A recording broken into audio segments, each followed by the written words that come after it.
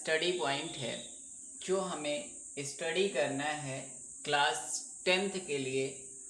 वो chapter number 6 है जिसको हम हेरिडिटी एंड इवोल्यूशन कहते हैं, जिसकी हिंदी है वंशानुक्रम और जैव विकास।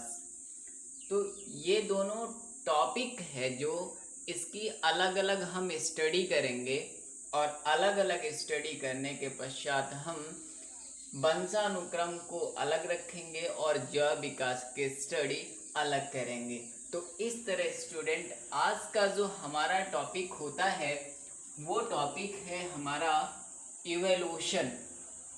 तो इवोल्यूशन की टॉपिक की स्टडी करते हैं हम लोग कि इवोल्यूशन क्या होता है, इवोल्यूशन किसे कहते हैं।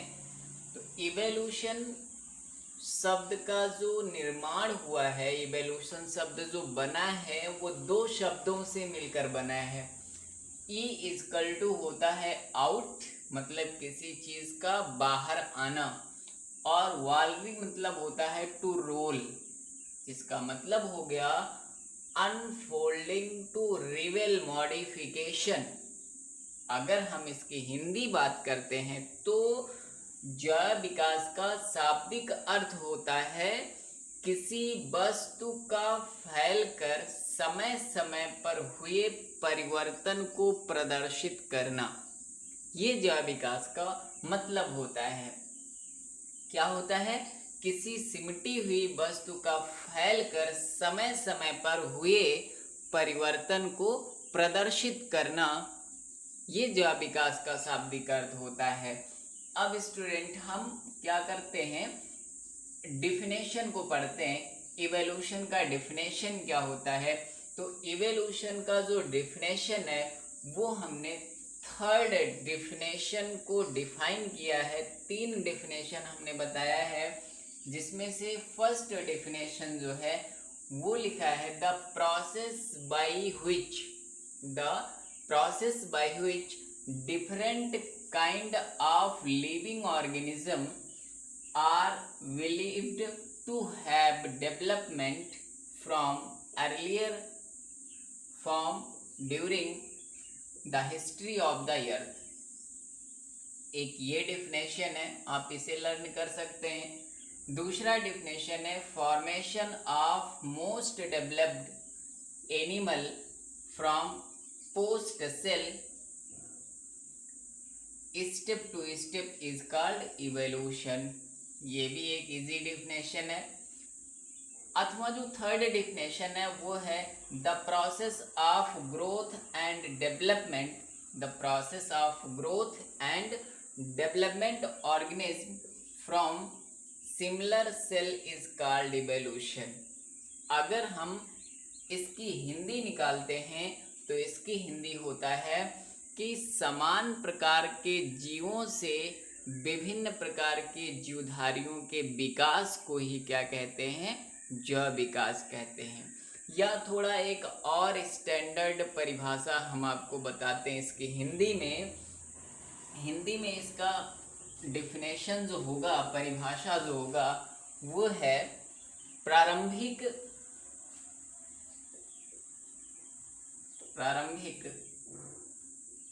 निम्न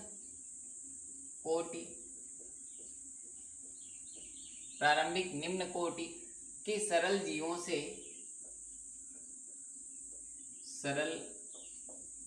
से क्रमिक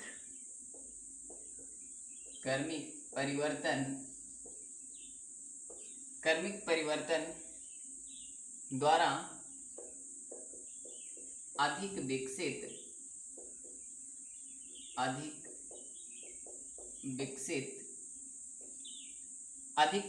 एवं जटिल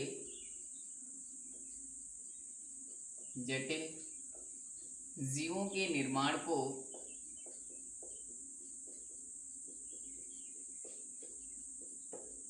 जैव विकास कहते हैं।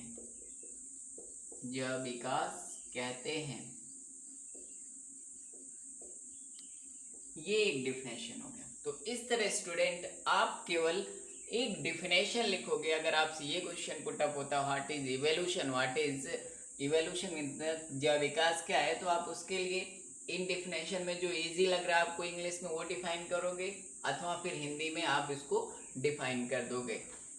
आगे बढ़ते हैं स्टूडेंट। इसके जैव विकास के लिए सबसे पहला जो कॉन्सेप्ट दिया, जैव विकास या इवोल्यूशन के लिए जो फर्स्ट कॉन्सेप्ट दिया गया, वो कॉन्सेप्ट दिया गया एम्फीडोक्लेज साइंटिस्ट के द्वारा।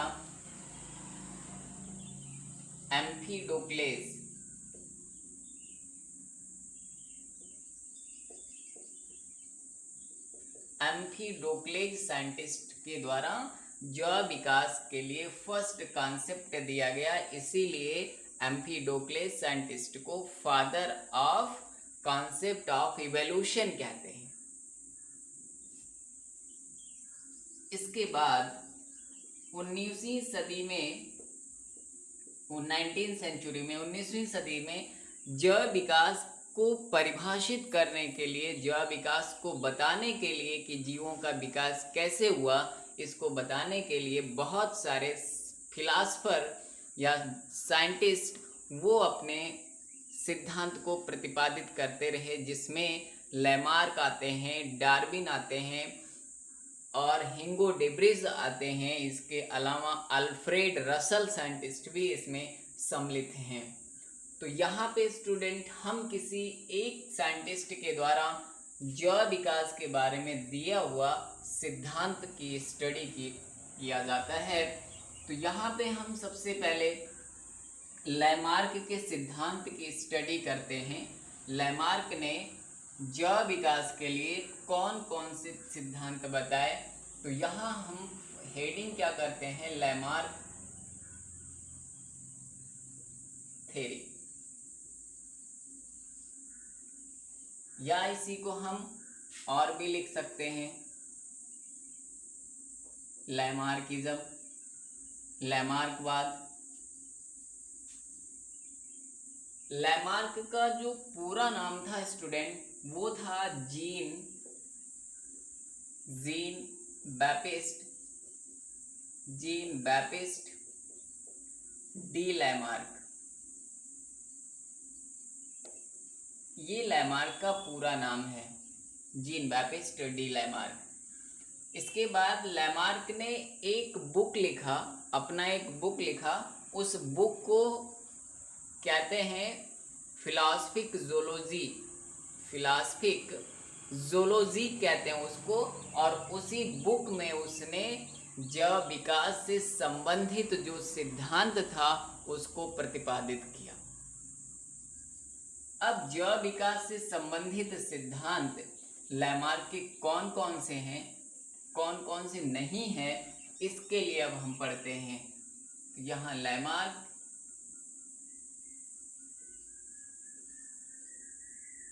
लैमार्क ने जीवों के विकास के लिए कितने सिद्धांत दिए, 4 सिद्धांत दिए। फर्स्ट थ्योरी जो इसका है वो टेंडेंसी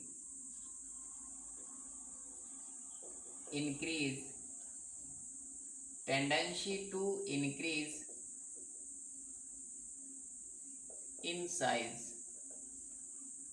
हिंदी होती है बढ़ते रहने की प्रवृत्ति। इसके बाद जो दूसरा थ्योरी इसका है वो direct effect of environment. Direct effect of environment मतलब वातावरण का सीधा प्रभाव, वातावरण का सीधा प्रभाव। तीसरे सिद्धांत की अगर बात करते हैं तो use and disuse of organ, Hindi होती है अंगों का कम या अधिक उपयोग। नेक्स्ट जो सिद्धांत है इसका वो है इनहेरिटेंस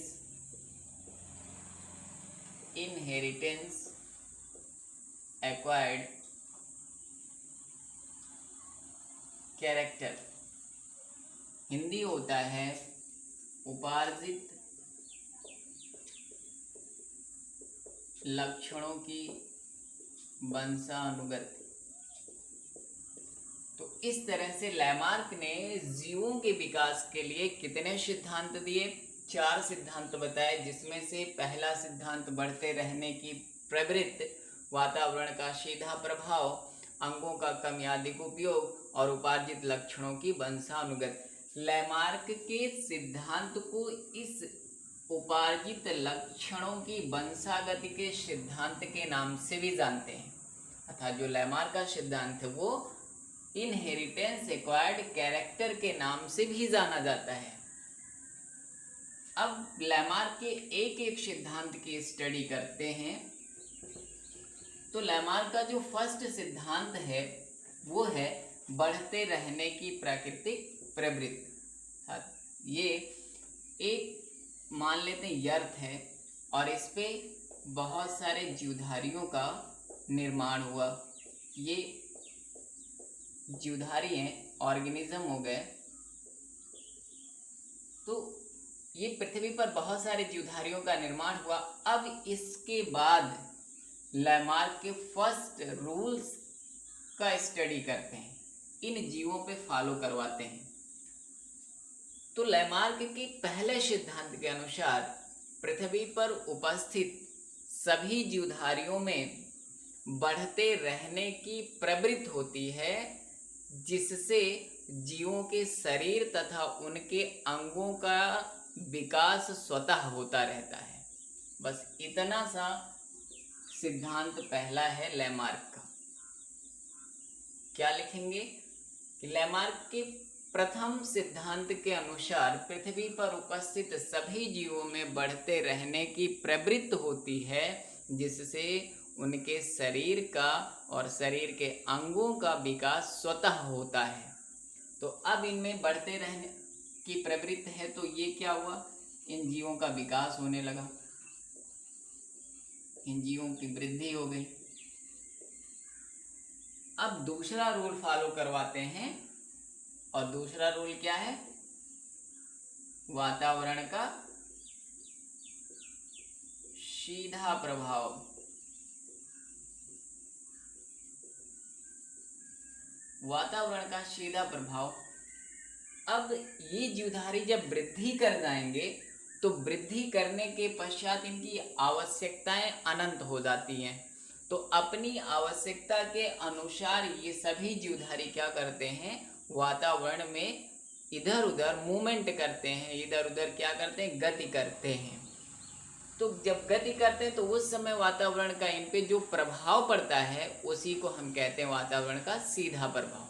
और वातावरण के प्रभाव पड़ने से इन सभी जीवधारियों का क्या होता है, काफ़ी चीज़ें बदल जाती हैं, जिसमें आचरण, शेप, आकार, रंग, ये सब चीज़ें क्या होती हैं, इनकी बदल जाती हैं। तो लिखने के लिए क्या लिखेंगे स्टूडेंट कि लैमार्क के दूसरे सिद्धांत के अनुसार जीवों में अपनी आवश्यकता के अनुसार वातावरण में मूवमेंट करने की क्षमता उत्पन्न हो जाती है, और जब वातावरण का सीधा प्रभाव इनके शरीर पर पड़ता है तो इनके शरीर का रूप, रंग, आकार, आचरण, व्यवहार आदि में परिवर्तन आ जाता है। तो अब इसमें अगर परिवर्तन लाते हैं हम इसमें, तो परिवर्तन का अगर हम फ्लो चार्ट बनाएं तो एक जीवधारी ये हो गया हेल्दी हो गया, एक ये हो गया कमज़ोर हो गया। ऐसे क्या होता है, जीवधारियों में क्या होता है, ये हेल्दी हो गया स्वस्थ जीवधारी है, ये वीक हो गया कमज़ोर जीवधारी है। तो ऐसे ऐसे सभी जीवधारियों में क्या आ जाता है, एक परिवर्तन आ जाता है। अब स्टूडेंट हम तीसरे सिद्धांत की तरफ चलते हैं, अंगों का कम या अधिक उपयोग। ये लैमार्क का तीसरा रूल्स है। तो इसमें लैमार्क ने क्या बताया कि वह जीवधारी जो अपने अंगों का उपयोग अधिक करते हैं उनके अंगों का विकास अधिक हो जाता है, और जिस अंग का उपयोग कम करते हैं उस अंग का विकास नहीं होता है और धीरे धीरे वो क्या हो जाता है, विलुप्त हो जाता है। इसका उदाहरण उसने क्या दिया, स्नैक का। तीसरे सिद्धांत के लिए लैमार्क ने सिद्ध करने के लिए उसमें क्या किया, उदाहरण भी दिया, स्नैक का उदाहरण दिया। इसने बताया कि स्नैक में पहले पैर होते थे और जब वो ग्रास में वो मूवमेंट करते थे, गति करते थे, तो ग्रास क्या होता था, उनकी स्पीड को कम कर देता था, उनकी गति को अवरोध कर देता था, जिससे शिकारी शिकार कर लेते थे उनका। बाद में स्नैक ने क्या किया, रेंगने की आदत डाल ली। तो जब रेंगने की आदत डाली तो उनके भार और जमीन पृथ्वी का जो घर्षण बल हुआ, उस घर्षण बल से उनके पैर क्या हुए, धीरे धीरे समाप्त हो गए। तो पैर जब धीरे धीरे समाप्त हो गए तो प्रेजेंट टाइम में, वर्तमान समय में हम बिना पैरों वाले सांप को देखते हैं। दूसरा एग्जाम्पल उसने किस में बताया, जिराफ में बताया। उसने ये बताया कि जो जिराफ हैं वो पहले सामान्य जंतु थे, उनके चारों पैर बराबर होते थे, लेकिन एक बार क्या हुआ, अकाल पड़ गया, और अकाल पड़ने के पश्चात जितने भी ग्रास थे पृथ्वी पर वो सब सूख गए और पेड़ों की पत्तियां केवल बची। तो वो पेड़ों की पत्तियों को अपना आहार बना लिए। तो नीचे की पत्तियों को आराम से खाते रहे, लेकिन जब ऊपर की पत्तियों को उन्होंने खाना शुरू किया तो उसके लिए क्या हुआ, वो अपनी गर्दन को उठाने लगे और अगले पैर को उठाने लगे। तो इस तरह से वो क्या हो गए, पैर और गर्दन को उठाते उठाते उनमें क्या आ गया, उनकी गर्दन लंबी हो गई और अगले दोनों पैर लंबे हो गए। तो ये दो एग्जाम्पल इसने दिया तीसरे वाले सिद्धांत को सिद्ध करने के लिए, लेकिन फिर भी ये तीसरा सिद्धांत स्टूडेंट सिद्ध नहीं हो पाया, गलत सिद्ध हुआ। और सबसे ज्यादा आलोचना इसके तीसरे ही सिद्धांत का हुआ, क्योंकि हम लोग जानते हैं कि वह लक्षण ही एक पीढ़ी से दूसरी पीढ़ी में स्थानांतरित होता है जो हमारे गुणसूत्र और जीन पर होता है, ना कि वह लक्षण जो हम बाहर से प्राप्त करते हैं। तो यहाँ पे ये क्या कर रहे हैं, ये स्नैक और जिराफ बाहर से लक्षण प्राप्त कर रहे हैं, मतलब वातावरणीय परिवर्तन के कारण उनमें क्या हो रहा है, उनके शरीर में परिवर्तन हो रहा है, ना कि जीन और गुणसूत्र पर। इसलिए वो लक्षण उनकी अगली जनरेशन में नहीं जाना चाहिए, लेकिन लैमार्क के अनुसार क्या है, वो अगली जनरेशन में गया। इसलिए सबसे ज़्यादा आलोचना इसकी हुई, तीसरे सिद्धांत की। इसके बाद स्टूडेंट हमारा जो लास्ट सिद्धांत आता है लैमार्क का जीव विकास के लिए, वो है उपार्जित लक्षणों की वंशानुगत का सिद्धांत।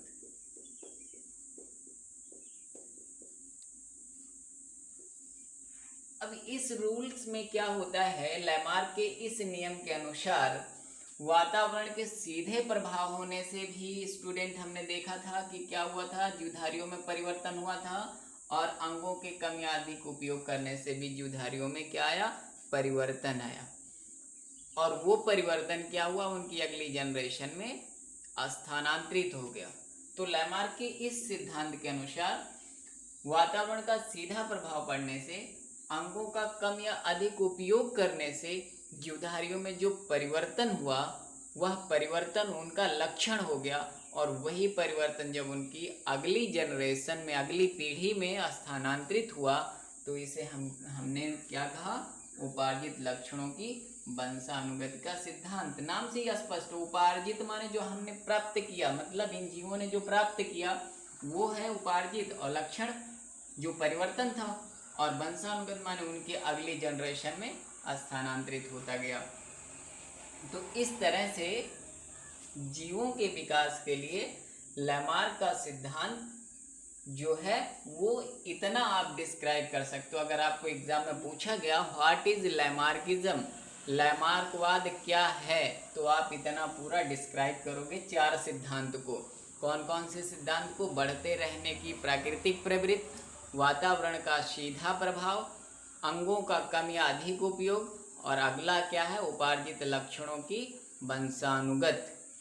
अथवा एग्जाम में ये पूछ लिया कि उपार्जित लक्षणों की वंशानुगत सिद्धांत की व्याख्या कीजिए, तो वहाँ नंबर देखिएगा कि अगर लांग है तो आप टोटल डिस्क्राइब करेंगे, अगर 2 नंबर में पूछा है तो आप खाली इसी लक्षण को ही डिस्क्राइब करोगे। मतलब यही जो हेडिंग है, अर्थात मेंडल के केवल 4th रूल्स को ही आप क्या करोगे? डिस्क्राइब करोगे, ना कि पूरा रूल्स डिस्क्राइब करोगे।